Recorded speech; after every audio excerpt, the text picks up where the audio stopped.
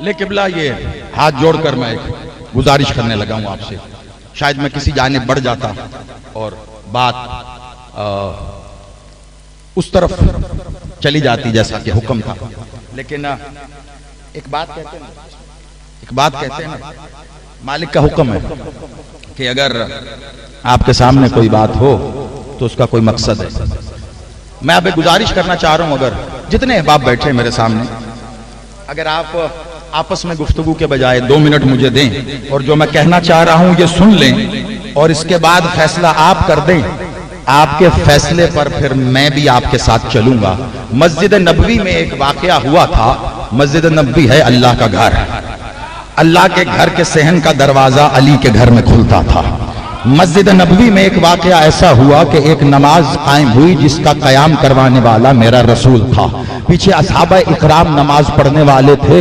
مسجد نبوی کا دروازہ کھلا اور علی کے گھر سے حسین علی کے گھر میں آیا، یعنی علی کے گھر سے مسجد نبوی میں داخل ہوا۔ حسین کا معاملہ یہ تھا کہ اصحاب کی صفوں سے ہوتے ہوئے رسول اللہ کی پشت پہ جا کر حسین سوار ہو گئے۔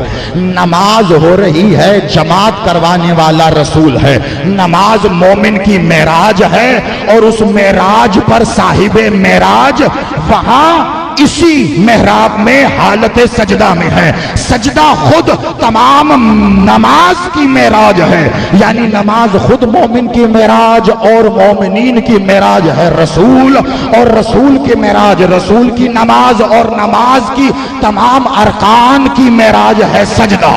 یعنی کتنی معراجوں کو پس پشت رکھتے ہوئے حسین تمام معراجوں کا تخت بنا کر اوپر بیٹھ گئے۔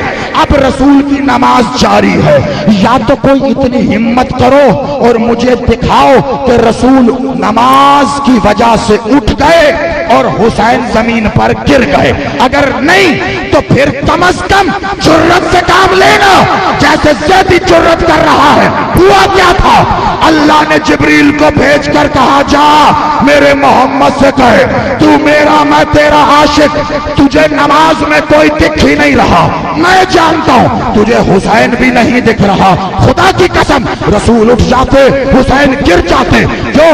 وہ علی کی نماز تھی کہ جب پنڈلی میں تیر لگا تھا، جیسے ہی تیر کو ہاتھ لگاتے تھے علی کی پنڈلی تھراتی تھی۔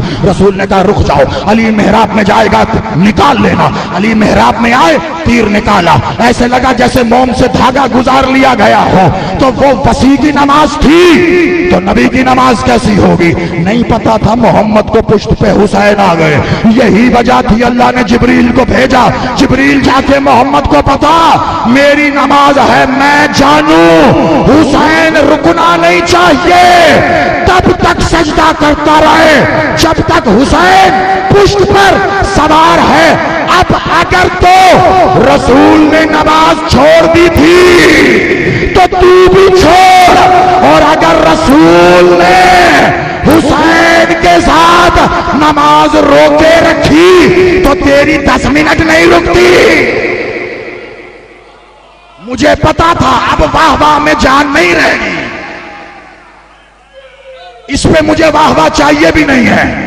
ہر بندے کی نمازیں اس کے ساتھ، ہر بندے کا حسین اس کے ساتھ، لیکن دعوے داران صلاحت کم از کم محمد سے آگے نکلنے کی کوشش تو نہ کرو۔